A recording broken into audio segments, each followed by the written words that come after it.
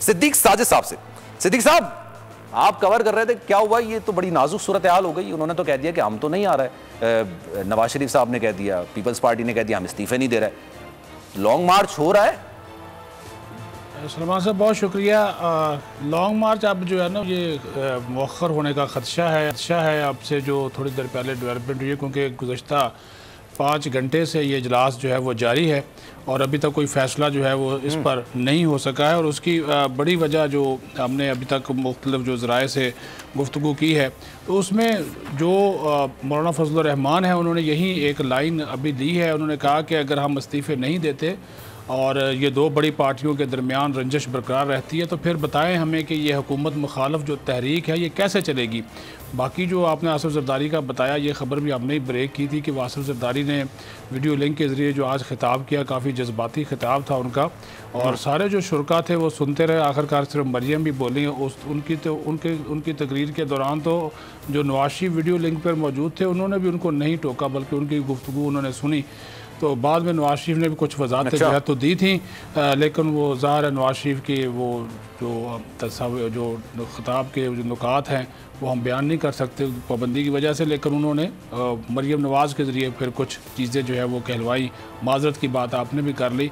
फजल रहमान का एक मौक़िफ़ है, उन्होंने कहा कि मैं बड़ी दो टोक और वाज़ेह बात करता हूँ कि आज का जो इजलास है हमने एक फ़ैसले के लिए बुलाया है और अगर ये फ़ैसला नहीं होता तो फिर लॉन्ग मार्च का क्या फ़ायदा है। तो वो चूँकि आज सारे का सारा जो माहौल था, जो सारे का सारा जो एक तरीक़ाकार था या पस मंज़र था या जितनी भी वो कार्रवाई थी वो सारी की सारी आसिफ ज़रदारी की तरफ चली गई। वो जो एजेंडा था वो एक तरफ रह गया। वो गफूर हैदरी ने शुरू में शिकवा किया था कि मेरे साथ वोट बताएं किधर चले गए, मैं तो उम्मीदवार बड़ा बैठा था और मैं तो बड़ा पूरा उम्मीद था कि 51 वोट मुझे मिल जाएंगे, मैं तो डिप्टी चेयरमैन बन जाऊंगा क्योंकि मुझे वोट डालते वक्त तो कोई वोट ख़राब नहीं करेगा। लेकिन तहकीकात का मुतालबा किया गया, आखिरकार वो दौरान इजलास मगरब के बाद इजलास से चले गए और कोई उन्होंने इतनी कोई बात नहीं की। अब एक बात और है, आसिफ ज़रदारी साहब ने बोला कि जनाब मैं अपनी CEC के फ़ैसलों का पाबंद हूँ, सेंट्रल एग्जीक्यूटिव कमेटी के फ़ैसलों का,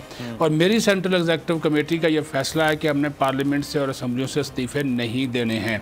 और अब भी उन्होंने कहा कि अगर आप कहते हैं तो जो आपका नुक्ता नज़र है तो आप फिर लॉन्ग मार्च जो है उसको थोड़े दिनों के लिए डिले करें या तो ईद के बाद ले जाएं और फिर मैं अपनी CEC की दोबारा मीटिंग बुलाऊंगा और उसके बाद इस मामले को वहाँ पे मैं रखूँगा। और मैंने जो आज आपके सामने मौक़िफ़ रखा है वो CEC के फ़ैसलों की रोशनी में ही रखा है। अब हमें मज़ीद मुशावरत इस का ये मौक़िफ़ था कि इस्तीफ़ों के बगैर लॉन्ग मार्च का कोई जो है वो फ़ायदा नहीं होगा। अब यहाँ पर जो छोटी जमातें हैं वो भी नून लीग और मौलाना फजल रहमान के साथ खड़ी हुई नज़र आती हैं, लेकिन आसिफ ज़रदारी गुज़श्ता रात ही इस्लामाबाद से कराची गए हैं और मेरे ज़राए के मुताबिक जब वो इस्लामाबाद में थे तो कुछ मुलाकातें हुई थी, उनकी अहम मुलाकातें।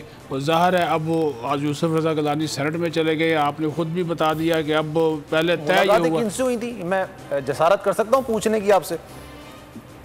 जी मुलाकातें हुई थी जी, बाद जो मुख्तदर इदारे हैं उनके लोगों के साथ उनका दुआसलाम अच्छा होता है, तो वैसे भी वो हाँ तो वो मिलते रहते हैं पैगामात।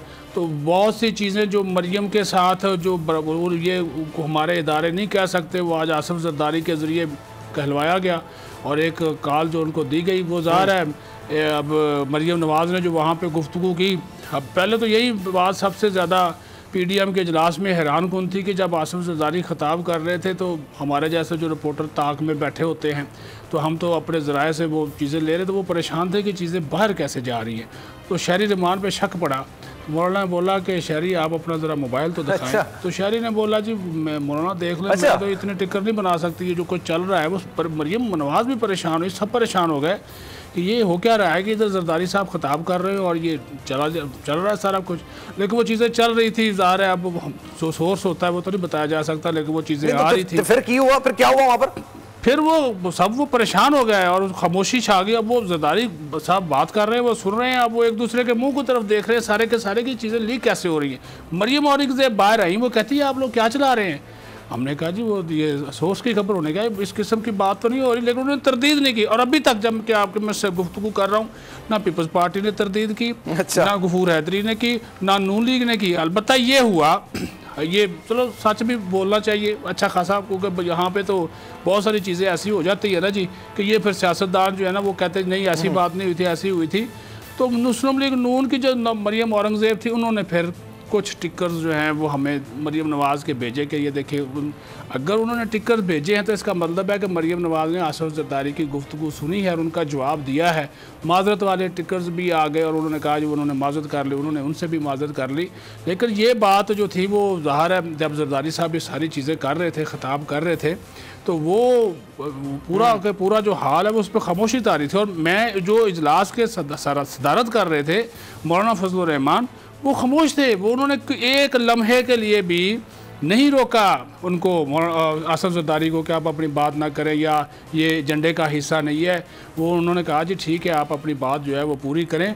और इवन के यहाँ तक उन्होंने आसिफ ज़रदारी ने बोला कि मियाँ साहब ये आपके साथ डार साहब बैठे हुए हैं, इनको कहें मतलब वापस आ जाए, एक वोट हमारा ज़ाया हो गया, अगर आ जाते तो हो सकता है कि हम जीत ही जाते, तो ये तो इनको आना चाहिए बिल्कुल, ये वहाँ पर क्यों बैठे हुए हैं। तो मियाँ साहब तो वो रंग उनका जो काफ़ी हमारे ज़राए के मुताबिक वो लाल सुर्ख पहले ही हो जाता है और मज़ीद लाल सुर्ख हो गया, लेकिन वो बोले नहीं। उन्होंने फिर जो खिताब बाद में किया ऐसा ही था कि आज के इजलास में ऐसा ही होगा। मतलब अगर आप किसी भी तज्जियाकार को सुनेंगे ना या सियासी पंडितों को सुनेंगे तो वो यही कह रहे थे कि पाकिस्तान पीपल्स पार्टी सिंध हुकूमत को कॉम्प्रोमाइज़ नहीं करेगी। हम आज से बात नहीं कर रहे, एक हफ्ते से ही कह रहे हैं कि सिंध हुकूमत को कॉम्प्रोमाइज़ नहीं करेगी, इस्तीफे नहीं देगी। तो इज नथिंग टू सरप्राइज, ऐसा कुछ नहीं है जिसमें वो सरप्राइज होना था। इसकी हिकमत अमली, इसको काउंटर कैसे किया? नहीं अब काउंटर अभी तक नहीं हुआ ना जी। अब देखें, अब मुझे ये ज़रदारी ने एक बड़ी बात की है, उनका ये जुमला आप याद रखें, उन्होंने ऐसे बात नहीं की, उन्होंने कहा कि ऐसे फैसले ना करें जिससे हमारी राहें जुदा हो जाएं। ये कोट अनकोट लफ्ज़ है ज़रदारी का, ये थ्रेट है, ये धमकी है, वो उन्होंने कह दिया। फिर उन्होंने अपोजिशन लीडर भी मांग लिया। स्टीयरिंग कमेटी का जो पीडीएम की स्टीयरिंग कमेटी है उसके लास्ट में तय हुआ था कि यूसुफ रज़ा गिलानी सेनेट के उम्मीदवार, डिप्टी चेयरमैन के गफूर हैदरी नून लीग को मिलेगा। नून लीग की जो 17 सीटें हैं, वैसे तो 18 बनती, लेकिन डार साहब बाहर है, लफ्ज़ भी नहीं दिया, 17 हैं। पीपल्स पार्टी की 21 है। आज पीपल्स पार्टी ने यह बात कही कि हमारी जो 21 सीटें हैं तो ये सेनेट का जो अपोजिशन लीडर है ये भी हमारा होना चाहिए। और यहाँ पे एक और डेवलपमेंट हुई, गफूर हैदरी साहब बोले, मौलाना फजल रहमान बोले, उन्होंने कहा अच्छा नून लीग और पीपल्स पार्टी दोनों में इख्तलाफ है, deputy opposition leader Ghafoor Haidri को बना देते हैं। गफूर हैदरी का भी तो हक है ना, वो हमारा होना चाहिए। तो अभी तो ओहदों पर लड़ाई हो रही है। जो एक बेसिक एजेंडा था लॉन्ग मार्च और इस्तीफा वाला मामला तो अब चला गया खटाई में। अभी मुझे लॉन्ग मार्च भी खटाई में पड़ता हुआ जो है वो दिखाई दे रहा है। चलिए मैं इसकी डिटेल्स आपसे मजीद लूंगा। राणा साहब हमारे साथ मौजूद है। राणा साहब ये बताइएगा, ये हुकूमत से लड़ने के लिए निकले थे, आपस में लड़ने के लिए निकले थे, जाती रंजिशों को मिटाने के लिए निकले थे, या उसको पूरा करने के लिए निकले थे? अभी जो सूरत हाल है वो तो बिल्कुल मुख्तलिफ है। ऐसा नहीं लग रहा कि ये हुकूमत से लड़ने के लिए निकले, हुकूमत बाहर बैठ के देख रही है कि आपस में ही लड़ रहे हैं। देखें सलमान, बात यह है कि समी इब्राहिम साहब ने कई दिन पहले अपने शो में कहा था कि पीपल्स पार्टी अपोजिशन लीडर का अपना जो है ना वो मांग रही है कि अपोजिशन लीडर पीपल्स पार्टी का होना चाहिए। ये उन्होंने फैसला कर लिया था। और मैंने भी कई दफ़ा ये अर्ज़ किया है कि ये जो पीडीएम है ये चूं चूं का मुरब्बा है, ना कोई लॉन्ग मार्च हो सकता है और ना ही इसके लिए बड़े दिल गुर्दे की बात होती है।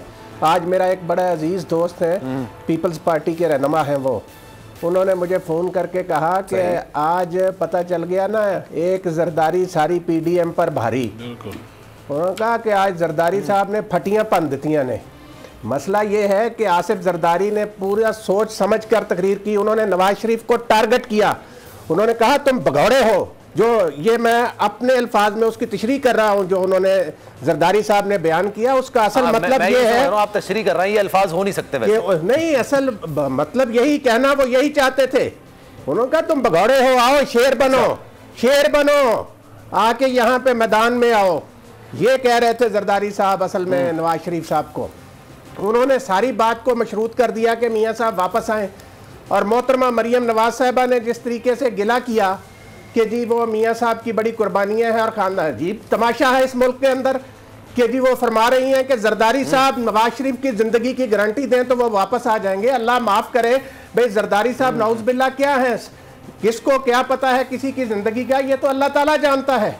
इससे पहले भी जब बाहर जाना था तो इसी तरीके से कि जी को गारंटी दें, तो ये चीज़ें जो हैं किसी की ज़िंदगी मौत के हवाले से तो अल्लाह ताला बेहतर जानता है।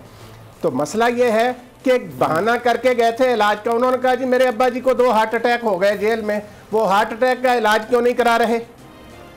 देखें जो मुनाफकत है सियासत में, पहले जरा दबी दबी थी, आज उसका खुलकर इजहार किया। उन्होंने जाती अटैक किए मियां साहब पर। उन्होंने कहा आप अवाम में किस मुंह से जाएंगे, आपने लोगों के लिए किया ही कुछ नहीं जब आप इक्तदार में थे। मैंने तो लोगों की सरकारी मुलाजमों की तनख्वाहें बढ़ाई, आपने क्या किया? और फिर उन्होंने कहा जिस तरह 86 में मोहतरमा बेनज़ीर भुट्टो आई थी तो उस वक्त हमने तैयारी की थी, उस तरह की तैयारी की ज़रूरत है लॉन्ग मार्च में। उस वक्त कौन थे चीफ मिनिस्टर पंजाब के? नवाज शरीफ साहब। उनके खिलाफ वो मोहतरमा बेनज़ीर भुट्टो साहबा आई थी, वो उस वक्त जनरल ज़ियाउल हक के साथ थे। तो ये सारी सूरत हाल, एक तो आज उन्होंने कह दिया कि भाई जिस तरीके से आप लॉन्ग मार्च कर रहे हैं ठोस है, इसमें कुछ नहीं निकलेगा।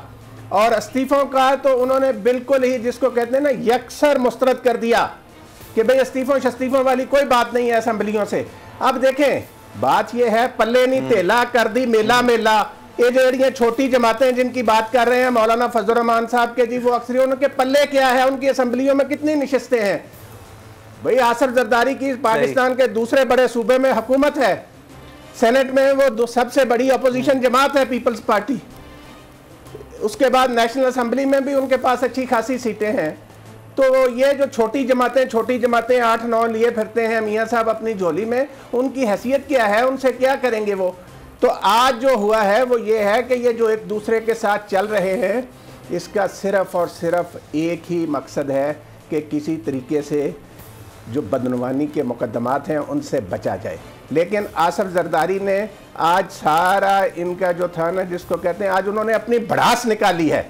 जो कुछ नून लीग ने यूसुफ रजा गिलानी के साथ किया, उन्होंने आज उसका ऐसा बदला कि उन्होंने इनको ना याद दिला दिया कि भाई आसिफ जरदारी अगर अपनी आई पे आ जाए ना तो फिर आप लोग कहीं के नहीं है।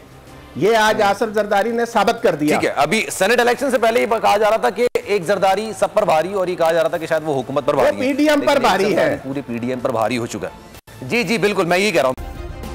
सब्सक्राइब करें और बेल दबाएं ताकि कोई खबर रह न जाए।